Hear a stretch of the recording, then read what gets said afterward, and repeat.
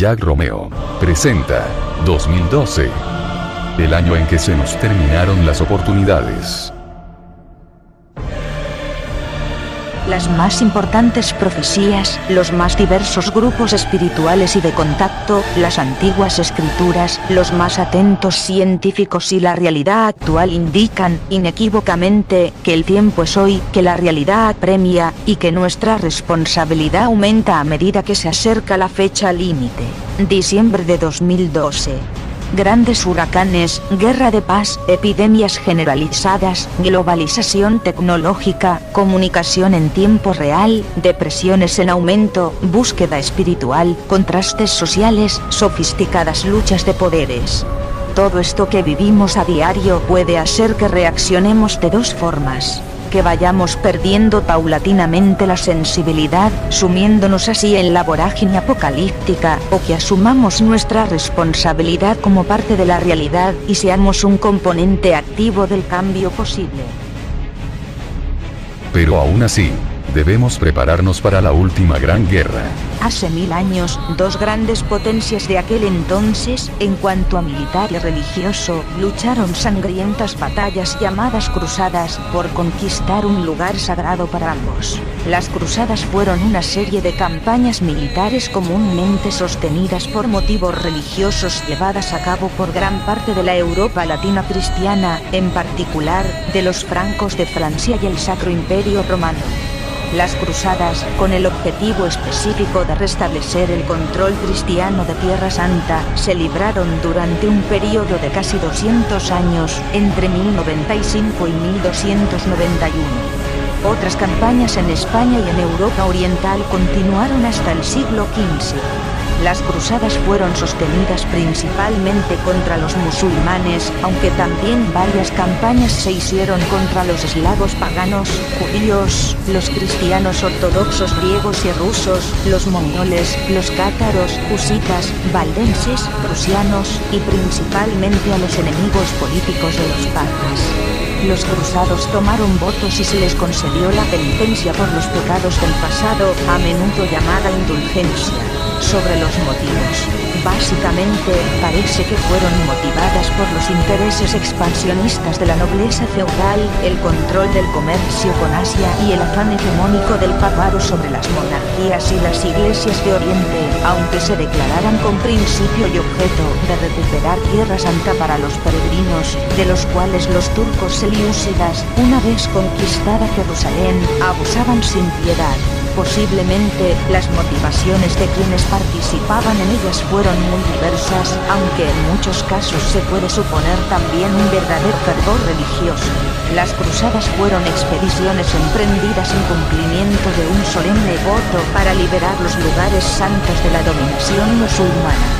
El origen de la palabra se remonta a la cruz hecha de tela y usada como insignia en la ropa exterior de los que tomaron parte en esas iniciativas. Imagina batallas así, en pleno siglo XXI. En realidad, no es tan difícil hoy en día imaginarlas, porque actualmente en alguna parte del planeta ya se están empezando a librar. Solo será cuestión de tiempo para que empiece la gran y definitiva guerra, que terminará por acabar con nosotros mismos. Hace 1000 años, se libró una por un motivo entre dos potencias. La Tierra Santa. Hoy en día, muchas se han librado y no solo por un motivo, sino por muchos otros, como lo es el racismo, la avaricia, el poder y la venganza. Pero aún hace falta la más letal de todas las guerras conocidas hasta ahora, por el hombre, una de la cual no alcanzamos a imaginar. Pero si viéramos un poco más a la realidad, nos daríamos cuenta enseguida que solo hacen falta unos pequeños factores para que empiece, y esta vez no será como hace 1000 años, porque las armas de aquel entonces, en la actualidad, han sido reemplazadas. Espadas por armas de fuego, caballos por tanques de guerra, escudos por chalecos antibalas, y los cielos han sido inundados con aviones de guerra. todo esto junto hace un arma mortal para el hombre. Y si en esas guerras antiguas murieron miles a espada, hoy es fácil reemplazar tal cantidad con solo lanzar un misil desde un avión de combate. Solo imagina que a todos estos factores de venganza, poder, racismo, político, estratégico y militar, se le agregara el religioso.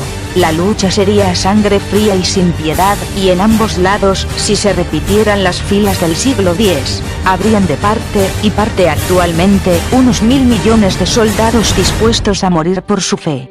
Solo hace falta que un líder con planes ambiciosos los conduzca a esa guerra final, y si vemos la actualidad que nos rodea, es tan complejo darnos cuenta que algo va mal en este mundo loco, ya que quienes tienen el poder harán lo que fuese por provocar guerras y así llenar sus bolsillos de millones de dólares. Un claro ejemplo es la guerra de Irak, que le generó en gastos a los Estados Unidos unos 2 billones de dólares. Pero ¿a dónde va a parar tal cantidad de dinero? Es obvio que a los empresarios armamentísticos. Cuando prendes la televisión, es triste ver cómo estos señores convencen a tantos ingenuos a que luchen dichas guerras, y van allí al campo de batalla para morir vanamente. De igual manera ellos siempre dispondrán de todo su poderío para cumplir sus ambiciones, y estas pequeñas guerras actuales son el comienzo de la última y gran guerra final, y así te resistas, te mandarán a lucharlas. Y la pregunta es, ¿estás preparado para morir en el acto si te niegas? ¿O en la lucha si te arriesgas a ir para morir por las ambiciones de alguien que ni conoces? Tú decides. Y si en realidad no crees una guerra definitiva, y la ves aún muy lejana, pero cuando empiece, esto te afectará a ti y a tu familia, de una u otra forma. Empieza a contar, desde hoy los días, porque los ejércitos desde hace mucho, están ya formados. De las diversas ramas en que se divide la religión cristiana, la más extendida es la católica romana. Esta es la religión mayoritaria en América Latina y buena parte de Europa.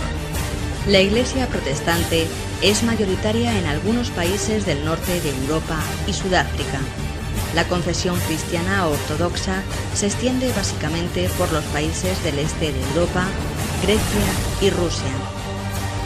Los musulmanes, que suman más de 1.000 millones en todo el mundo, son mayoría en más de 50 países, constituyendo una minoría importante en muchos otros. La población musulmana supera el 90% en casi todo el norte de África, Sudán y Somalia. El mismo porcentaje se alcanza en Albania, Turquía, países del Oriente Próximo y Medio, la península arábiga, Afganistán, Pakistán, Bangladesh e Indonesia.